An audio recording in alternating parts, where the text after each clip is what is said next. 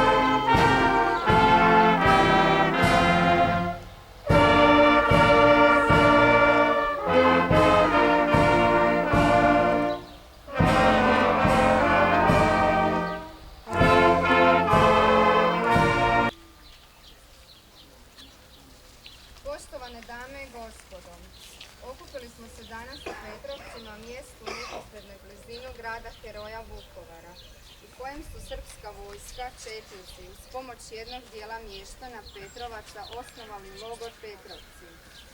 Okupacijom sela 1. listopada 1991. godine među prvim zatočenicima logora bilo je 11 mještana Petrovaca.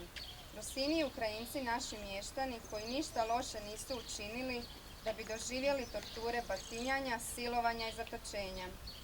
Nakon okupacije Vukovara, mnogi hrvatski branitelji iz Vukovara tražili su spas u proboju iz neprijateljskog obruča.